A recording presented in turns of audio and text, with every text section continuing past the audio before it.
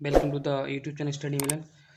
काफ़ी बच्चे बोल रहे थे कि सर आपको जो है फिजिक्स फर्स्ट है आपका, जिसका नाम है यांत्रिकी एवं तरंगति, वो आप स्टार्ट करा दिए तो मैं आपको वो स्टार्ट करा रहा हूँ और आपका यूनिट फर्स्ट ही कराऊंगा और यूनिट फर्स्ट में आपका फर्स्ट चैप्टर कराऊंगा। ठीक है, तो कोई दिक्कत लेने वाली बात नहीं है, आपको पूरा समझ आएगा। बस आप ध्यान से, ठीक है, इसको ध्यान से देखिए और हर एक डेरिवेशन को आपको एक अलग पे कराऊंगा, कॉपी पे अलग पे कराऊंगा।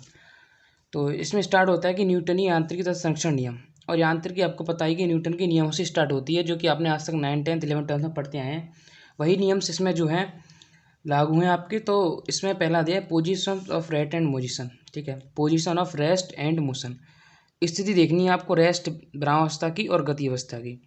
तो यदि किसी बॉडी की पोजीशन में टाइम के साथ चेंज नहीं होता है, ठीक है, तो वह बॉडी रेस्ट में कहलाएगी। मान लीजिए एक कोई वस्तु रखी हुई है, मान लीजिए पेन रखी हुई है, ठीक है, इसमें टाइम के साथ कुछ चेंज नहीं हो रहा है, कि मान लो इसको चेंज करता हूँ कि 2 किलोमीटर प्रति घंटे स्पीड से भाग रही है, कुछ भी कर रही है, तो इसमें का मतलब होता है कि इसमें कोई टाइम के साथ कोई चेंजिंग नहीं हो रही है।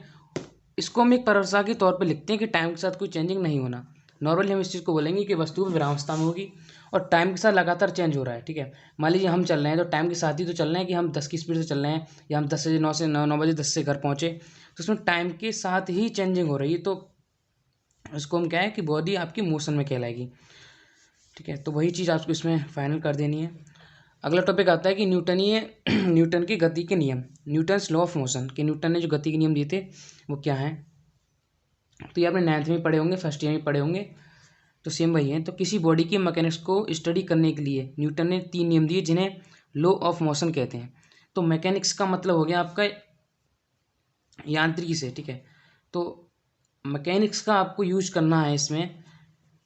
इसमें इन्होंने क्या बताया कि कोई भी बॉडी है उसकी चेंज पोजीशन में, मतलब पोजीशन का ज्ञान करने के लिए कि बॉडी मोशन में है या रेस्ट में है, इसी चीज़ का ज्ञान करने के लिए मैकेनिक्स से यांत्रिक का यूज किया जाता है। यांत्रिकी मतलब मैकेनिक्स का यूज किया जाता है, और मैकेनिक्स में ही आपके न्यूटन के नियमों का यूज किया जाता है।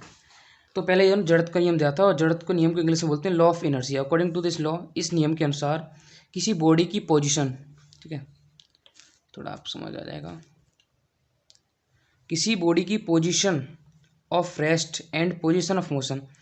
मान लीजिए ये पेन चल रही है, पोजीशन ऑफ मोशन हो गई, और पेन रखी हुई है, पोजीशन ऑफ रेस्ट हो गई। मैं तब तक कोई चेंज नहीं किया सकता कि तब तक कि बॉडी पर कोई वाइब्रेशन कार्य ना करे। ये पेन चलती जा रही है, जब तक मैं इस पर ब्रेक नहीं लगाऊंगी, हाथ से नहीं रुकूंगी, ये नहीं रुकेगी, तो मेरा हाथ या ब्रेक इस पर वाइब्रेशन का कार्य कर रहा है। ये पेन रखी हुई है, मैं इसको धक्का देता हूँ, ठीक है, ध्यान समझिए, ये पेन रखी हुई है, मैं इसको धक्का देता हूँ, तो ये क्या है, ये मैंने वाइब्रेशन लगाया और इसकी पोजीशन में चेंज कर दिया। ठीक है, तो इसमें भाई बताया है कि कोई बॉडी चाहे पोजीशन ऑफ मोशन में हो या आपकी रेस्ट में हो, उस पर तब तक कोई चेंज नहीं कह सकता जब तक कोई बायावर ना लगाएं। तो ये तो हमारा जड़त्व का नियम हो गया। अगला नियम दिया है इन्होंने बल का नियम। बल का नियम देखिए, समझिए, अकॉर्डिंग टू दिस लॉ, किसी बॉडी की पोजीशन में चेंज करने के लिए लगाए गए बाह्य बल की वैल्यू। मान लीजिए आपने सेकंड लॉ में फर्स्ट लॉ में पढ़ा था कि इसमें बॉडी में चेंज करने के लिए बाह्य बल की जरूरत होती है। इसमें आप पढ़ेंगे कि किसी बॉडी को चेंज करने के लिए जो आपने बाह्य बल लगाया है, बाह्य बल की वैल्यू, ठीक है, बाह्य बल की वैल्यू है वेग, उस बॉडी की रेखीय संवेग परिवर्तन, रेखीय संवेग परिवर्तन की दर के बराबर होती है। ठीक है, तो रेखीय संवेग परिवर्तन मतलब लीनियर मोमेंटम, लीनियर मोमेंटम मतलब रेखीय संवेग, आपने पी बराबर एम बी पढ़ा होगा, उसके संवेग परिवर्तन के दर के बराबर होती है। जब मैं आपको अभी इसका डेरिवेशन कराऊंगा तो आपको पूरा समझ आएगा, लेकिन आपको सिर्फ अभी परिभाषा याद करनी है कि किसी बॉडी की पोजीशन में चेंज करने के लिए लगाए गए बाह्य बल की वैल्यू सेम फर्स्ट की तरह है, उस बॉडी की रेखीय संवेग परिवर्तन की दर के बराबर होती है। किस टाइप से होती है आपको समझाऊंगा, तो आपको क्लियर करूंगा वहाँ पे। ठीक है, तो आपको भी समझाता हूँ अभी।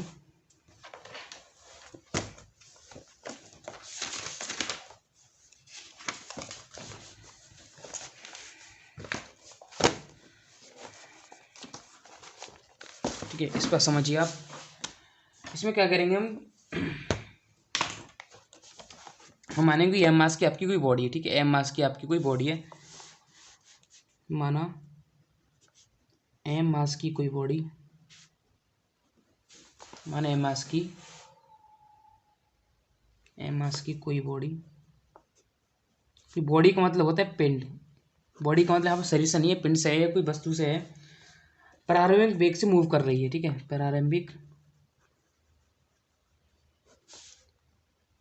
प्रारंभिक वेग से मूव कर रही है, ठीक है, आपकी प्रारंभिक वेग से मूव कर रही है, और जब उस पर एफ फोर्स लगाया जाता है तो उसकी वेलोसिटी वी हो जाती है। जब उस पर भाई लगा लीजिए, ठीक है, जब उस पर भाई एफ लगाया जाता है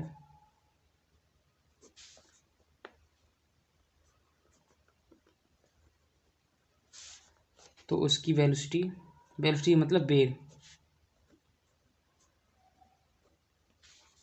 बी हो जाती है। अब हमको क्या है, कैलकुलेट करना है। तो इसका डेरिवेशन छोटा सा ही समझिए, आपने पढ़ा होगा कि एफ बराबर एम है, कि अब बल बराबर आपका त्वरण और ये आपका एम द्रव्यमान हो गया। और इसमें भी आपने एक चीज़ पढ़ोगी, ए इक्वल टू होता है आपका डेल वी ओपन डेल टी, मतलब del V over del T का मतलब उसके वेग में चेंजेस और समय के साथ साथ वेग में चेंज हो रहा है। तो ये हमने अभी पढ़ा था कि त्वरण की परिभाषा से ही होता है कि समय के साथ साथ आपका वेग में चेंजेस। डेल वी का मतलब होता है चेंजिंग, तो चेंजिंग को हम किससे दर्शाते हैं, बी माइनस यू से, ठीक है, और इसको डेल टी रहने देंगे। डेल डेल का मतलब इसमें चेंजिंग होता है, डेल वी का मतलब इसमें चेंजिंग, बी माइनस यू। तो एफ बराबर एम, इसकी जगह पुट कर दीजिए ए की जगह v minus u upon del t, तो ये निकल के आएगा f equal to m v minus m u upon del t. इसको आप v one minus v two से भी दर्शा सकते हैं, कोई दिक्कत नहीं है, लेकिन आप यहाँ पर यू बी माइनस यू से आपको दिखा रहा हूँ, तो आप एम बी वन या एम बी टू माने, कोई दिक्कत नहीं है, ठीक है। और आपने पता होगा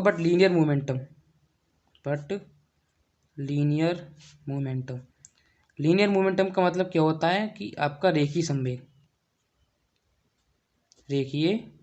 से हो गया आपका लीनियर मूवमेंट का मतलब। रेखीय संवेग होता है आपका पी बराबर में एम बी, तो p equal to m mass into velocity, ये आपका संवेग का फॉर्मूला होता है। तो एफ बराबर समझिए, यहाँ पे एफ बराबर ये आपका ये है, ये आप इक्वेशन फर्स्ट मान लीजिए, तो फ्रॉम इक्वेशन फर्स्ट, ठीक है, from equation first m v या एम बी वन मान होता है, या m v one minus m v two का, या m v minus m u का, तो दिखाएंगे तुम इसको पी से, तो उसको पहले को पी मान ले रहे हैं, p two minus p one upon ये आपका डेल टी आ जाएगा। P two minus p one को आप f equal to del P over del t लिख सकते हैं, कोई दिक्कत नहीं है आपको। उसके बाद if delta T time is very small, अब इसको अगर मान लें कि आपका डेल्टा जो टाइम दे रखा है अब बहुत ही ज़्यादा छोटा है, if delta T is very small, आपका delta T is very small है, देन एफ बराबर, इसमें लिमिट यूज हो जाएगी, limit delta T tends to बिल्कुल जीरो, मतलब आपको बिल्कुल जीरो के बराबर ही है, तो इसको लिखेंगे आप del P over del T, okay आ गया। तो आपको पता होना चाहिए कि अब जब हम लिमिट लगाते हैं और वेरी स्मॉल की कंडीशन निकालते हैं तो डेल को चेंज होके आपका आ जाता है डी, तो ई हो जाएगा f equal to d p over d t, ठीक है। तो जैसे कि आपने क्वेश्चन में आपने परिभाषा में लिखा था कि परिभाषा देखिए अब कि अकॉर्डिंग टू किसी बॉडी की पोजीशन में चेंज करने के लिए उस पर लगाए गए वेग उस बॉडी के रेखीय संवेग परिवर्तन की दर के बराबर होता है। तो बल लगाया उसमें, ठीक है, हमने एफ बल लगाया था, और रेखीय संवेग परिवर्तन की दर मतलब डी पी या डेल पी के दर के बराबर होता है, ठीक है, तो डेल पी डी पी के बराबर होता है। तो एक के आपके क्लियर हो गया। दूसरा नियम आता है कि क्रिया प्रतिक्रिया का नियम। तो यदि कोई बॉडी किसी दूसरी बॉडी पर एफ फोर्स लगाती है तो दूसरी बॉडी भी पहली बॉडी पर उतना ही बल विपरीत दिशा में लगाएगी। इसका आप सिंपल सा लॉजिक या सिंपल सा एग्जांपल समझिए, जब आप किसी दीवार को धक्का देते हैं तो आपको लगता है कि दीवार ही हमारे ओर धक्का दे रही है, तो वहाँ से हम चीज़ समझ सकते हैं कि किसी चीज़ पर हम धक्का लगाएंगे, मान लीजिए पेन को धक्का लगा रहा हूँ तो मैं ऐसा ही फील हो रहा है कि पेन ये कॉपी ऊपर उठने की कोशिश कर रही है, तो इसका मतलब भी दूसरी वस्तु भी उतना ही बल समान रूप से आपकी ओर लगाएगी। तो प्रत्येक रिएक्शन के बराबर एक विपरीत रिएक्शन होती है, मतलब जितना बल f vector a v, vector का मतलब एक सिंगल डायरेक्शन हो जाता है आपका, f single direction a b में लगा रहे हैं, आपके कोई ए पिंड है तो यहाँ से ए बी लग रहा है, तो बी पिंड से और क्या लगेगा, एफ बी पिंड से आपका एफ वी ए, तो दिशा तो आपकी वही रहेगी लेकिन आपका बल लगेगा दोनों की पिंड की ओर, ठीक है। तो एफ वेक्टर ए बी बराबर आ जाएगा आपका minus F vector B A बराबर जीरो, तो F vector A B plus F vector B A बराबर आपका जीरो फाइंड हो गया, तो इसमें कोई प्रॉब्लम नहीं है। नेक्स्ट आता है आपका निर्देश तंत्र, इंपोर्टेंट मैंने आपको लिख रखा है ऑलरेडी। और इसे बोलते हैं फ्रेम ऑफ रेफरेंस। तो पहले इसकी परिभाषा समझिए क्या है कि निर्देशांक ज्यामिति में किसी बॉडी की पोजीशन 3 परत से लंबवत अक्षों OX, OY, OZ द्वारा रिप्रेजेंट किया जाता है। आपका निर्देशांक ज्यामिति होती है, उसमें कोई भी चीज़ है आपकी, मान लीजिए कोई बिल्डिंग्स है या कोई आपका सामान या वस्तु कुछ भी है, तो उसकी 3 अक्षों को द्वारा दिखाया जाता है कि इसकी पेन है, मान लीजिए ये पेन ऐसे रखी हुई है तो मैं इसकी 3 अक्षें दिखा दूंगी इस पे से। यार 3 डायमेंशन जैसे आप बोल सकते हैं, आपका कोई बॉक्स है, ठीक है, बॉक्स की आप 3 दिशा दर्शाते हैं कि एक इधर दिशा है, एक ये निकल गई, एक ही निकल गई। तो 3 परस्पर लंबवत अक्षों OX, OY, OZ द्वारा रिप्रेजेंट किया जाता है, ठीक है।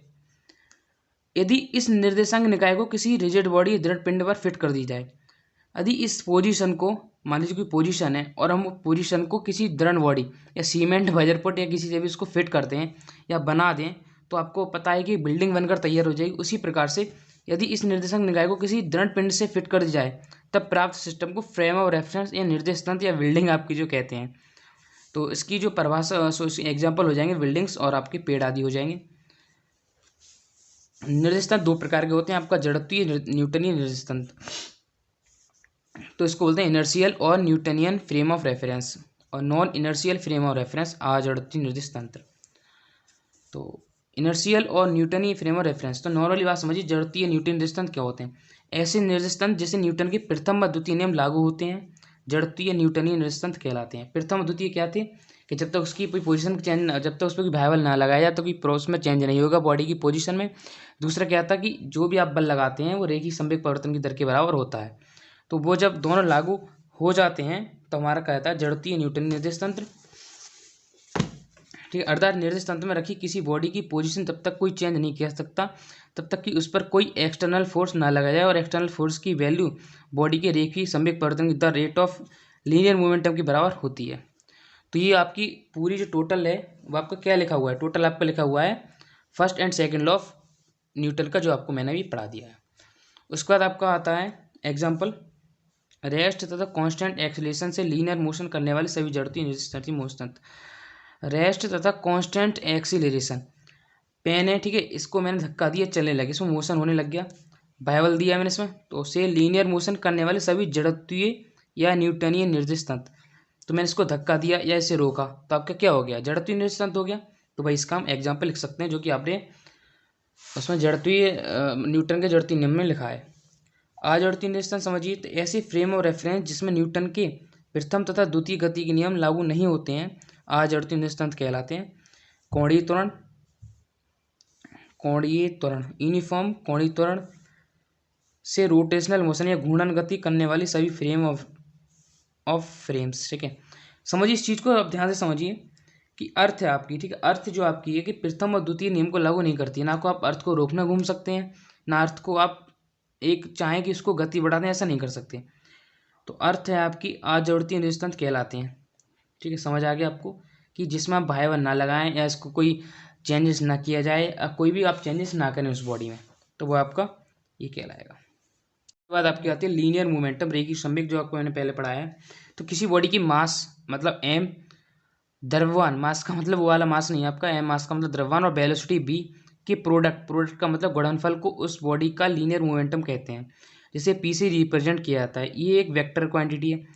तो वेक्टर क्वांटिटी है आपकी, वेक्टर क्वांटिटी मतलब जिसकी, ठीक है, इसमें वेक्टर आपके क्या है कि वेक्टर क्वांटिटी सदिश राशि है, मतलब इसकी दिशा भी और परिणाम भी है, तो आपकी वो सदिश राशि कहलाती है। वो आपको मैंने समझा दिया है। तो लीनियर मोमेंटम मतलब रेखीय संवेग equal to mass into velocity, mass मतलब द्रव्यमान m इंटू वेलोसिटी v। तो p वेक्टर आपकी रेखीय आपकी सदिश राशि है, तो हम वेक्टर लगाएंगे ऊपर, into m into v vector. तो द्रव्यमान आपका एक क्या है, एक सदिश राशि नहीं है या आपकी वेक्टर क्वांटिटी नहीं है, तो इस पर हम नहीं लगाएंगे और b पे v वेक्टर लगा देंगे।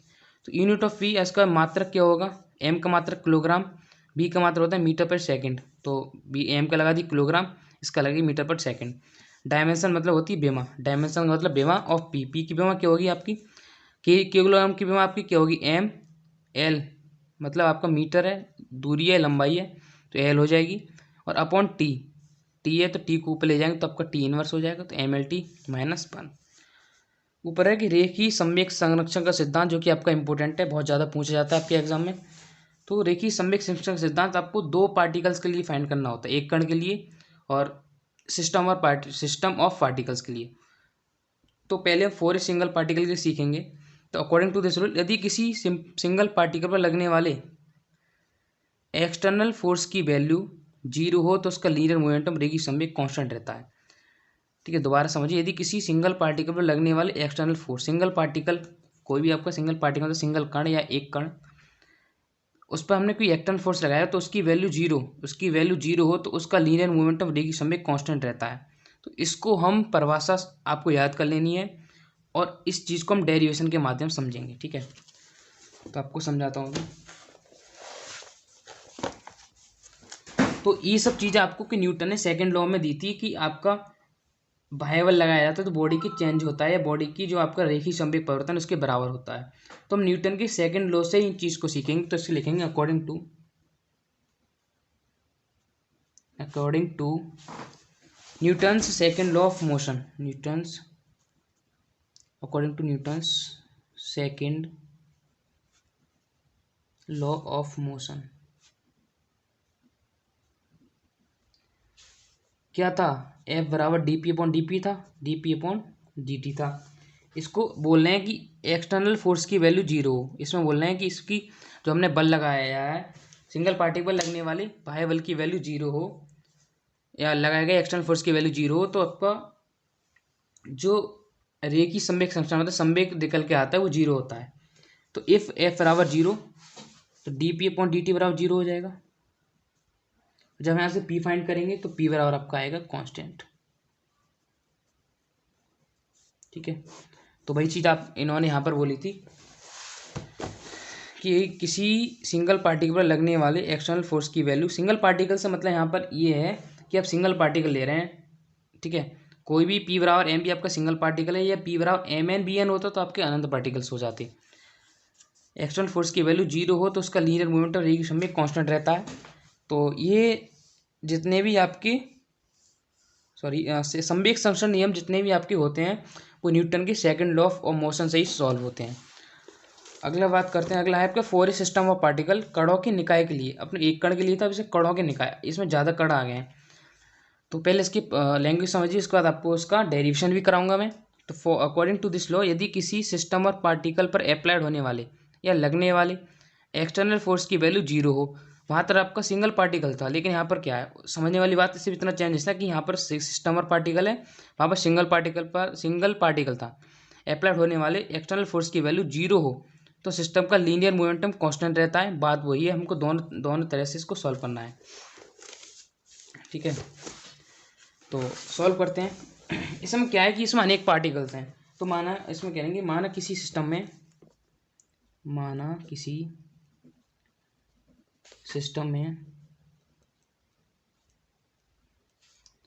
n पार्टिकल्स हैं। ठीक है, माना कि सिस्टम में n पार्टिकल्स हमने इसमें मान लिए, जिनके लिए मास क्रमशः m1 m2 m3, मतलब मास उनके m1 m2 हो जाएंगे, वेलोसिटी आपकी v1 v2 v3 हो जाएगी। जिनके द्रव्यमान या मास, बात एक ही, जिनके द्रव्यमान क्रमशः m1 m2 m3 और डेड से आपके उसको mn तक मान लेंगे, अनंत तक मान लेंगे, तथा वेलोसिटीज मतलब इसकी जो वेलोसिटी है वो v1 v2 v3 डेड हम bn तक मान लेंगे। ओके, कोई प्रॉब्लम नहीं है आपको यहाँ तक। तब हमें सिस्टम का लीनियर मोमेंटम निकालना होगा। तब सिस्टम का रेखीय संवेग, लीनियर मोमेंटम का मतलब रेखीय संवेग, थोड़ा इंग्लिश की आदत डालिए आप लोग, रेखीय संवेग।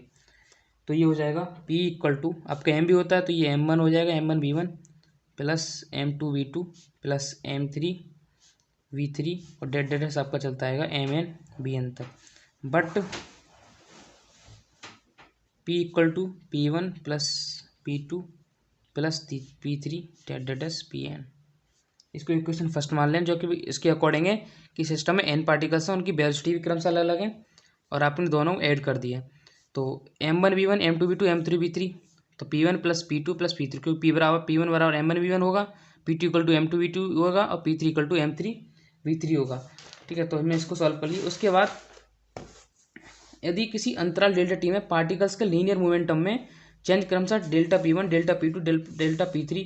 हम कह रहे हैं कि जो आपकी फंक्शन इसमें दिया है उसमें चेंज हो जाए, किसी भी टाइम में इसमें चेंज हो जाता है कि क्योंकि आपका ये दर है आपकी डेल्टा P में चेंज करनी पड़ेगी। क्यों? क्योंकि समय के साथ इसमें चेंजिंग भी होता है। तो ये की समय परिवर्तन की निकाल रहे हैं, ठीक है। तो इसमें क्या रखेंगे, तो डेल P इसमें चेंजिंग कर देंगे तो आपको del P1 plus del P2 plus del P3 और डेडेस आपका डेल Pn तक आपका इसको चेंजिंग कर देंगे। तो नॉर्मल सी बात है। तो डेल P1 आपने चेंज कर दिया, उसके बाद समय के साथ चेंजिंग हो रही है तो del P1 upon del T2 del P1 upon del T, समय दोनों बराबर रहेगा, plus del P3 upon del T del Pn upon del T तक चलता रहेगा। अब इसमें क्या है कि delta T is very small, ठीक है। Delta T if del T is very small, हम इसमें मान ले रहे हैं कि डेल्टा T आपकी जो क्वांटिटी है वो एक बहुत ही स्मॉल क्वांटिटी होगा, तब डेल्टा T आपका बिल्कुल जीरो के बराबर मान लेते हैं।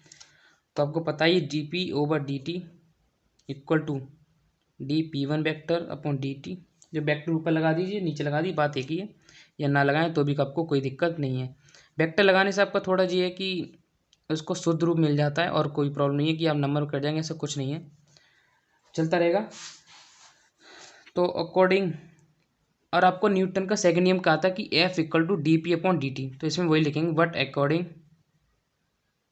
According to second law of Newton second law of motion, Newton's second law of motion, Newton की सेकंड लॉ ऑफ मोशन के अकॉर्डिंग चलेंगे। तो उसने क्या दिया था कि F इक्वल टू आपको होता है d p over d t. तो नॉर्मल सी बात है कि यहाँ से d p over d t equal to आपका निकल कितना आ जाएगा, इसको मान लेंगे F1 vector plus F2 vector plus F3 vector डेट आपका चलता रहेगा Fn वेक्टर तक। तो जो एक चीज़ आपको और बता दूं, जो मैंने आपको नोट्स सेंड, आपको इसके नोट्स चाहिए तो आपको करना क्या है कि 9411009110 इस पर मुझे मैसेज करना है व्हाट्सअप टेलीग्राम लिंक के, जिससे आप मैं आपको मैथमेटिक्स पढ़ाता हूँ, वहाँ से आप मैथमेटिक्स पढ़ सकते हैं। और मेरा दूसरा चैनल है ब्लॉगिंग का, उसकी मैं आपको लिंक डिस्क्रिप्शन दे दूँगा, तो वहाँ से भी आप ऐड हो सकते हैं, ठीक है। तो वो भी आप सब कर सकते हैं। तो एक चीज़ आपकी इसमें और यूज हो जाती है, इसमें आप बोल रहे हैं कि बट सभी forces internal and external force की सम के इक्वल होते हैं, कि सभी फोर्सेज जो होते हैं आपकी इंटरनल और एक्सटर्नल फोर्स के इक्वल होते हैं। और Newton's third law of motion के अकॉर्डिंग सभी इंटरनल फोर्स एक दूसरे के बराबर विपरीत होते हैं। सेकंड लॉ ऑफ मोशन में आपने बताया था कि जब आप इंटरनल कहीं से बाहर फोर्स लगा रहे हैं तो वहीं आपका एक्सटर्नल फोर्स यूज करेगा। तो वहीं इन्होंने ये चीज़ बोली है कि जहाँ बट सभी फोर्सेज इंटरनल एक्सटर्नल दोनों कैटेगरी में आपके यूज होते हैं। तो इसमें आप क्या कैटेगरी यूज करेंगे,